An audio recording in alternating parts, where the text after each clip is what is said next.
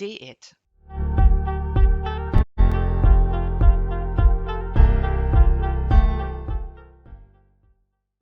He moves to Paris, and what is interesting in Paris, there were very, very many artists, many Jews also, many Jewish artists that came, and none of them had money really. So they were sitting this coffee bar, this coffee that you could see previously is in Montparnasse.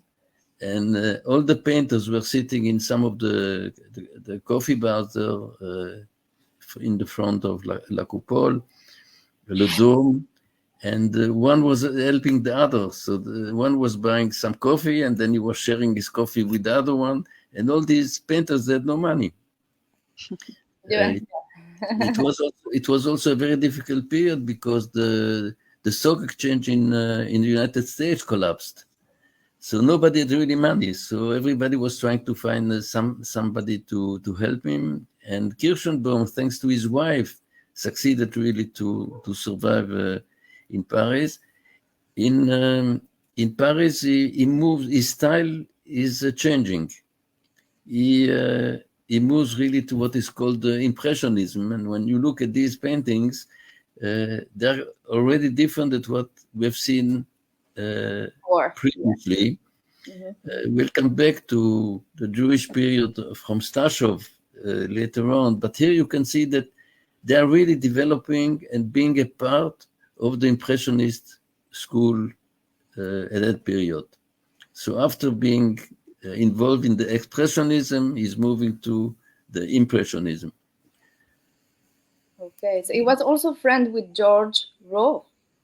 With George Rouault, yes, they met in Paris. What was great that period, that all these painters that were involved in exhibitions also, and they met each other, and they were influenced by each other, and I think it was a great and important period in the development of art. Yeah, because I see something about him, especially on the one on the left. I see something, an influence with Rouault, probably. No, but you can see really that he's moving from one style to the other style. You're moving from Expressionism to Impressionism, and this was actually something very great that happened during the period. In Berlin, Expressionism developed, Germany developed Expressionism, then in France, Impressionism developed, art was developing, and it took a part in it.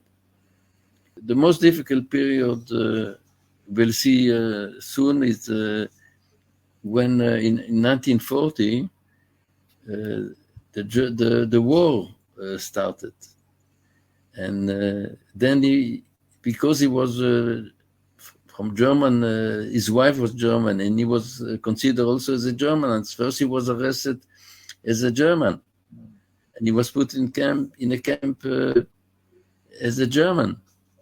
And then the German arrived, and then he was put in other camps as Jew. And this is really what I'll tell you about after this. But what is interesting in Kirszenbaum is the development of our participation in the development art. He will come back to the Jewish side following the war. And then he will come back to his village, and I'll tell you a bit about the influence of his village later. Here you can see these were paintings that were done after the war, because he was in these camps and he was in the south, hiding in the south of France for several years. So it's only after coming back that he's telling the story. And here you can see already it's not. You can see the influence of what happened during these terrible years, because for him it was terrible that he discovered at the end of the war, his wife was arrested when he was hiding, and she was discovered in 1945 that she didn't survive Auschwitz. And then he went to his studio, and then he discovered that all his work, around 600 works, were thrown by the German, and These that cooperated to it through the windows and burned in the street. Okay.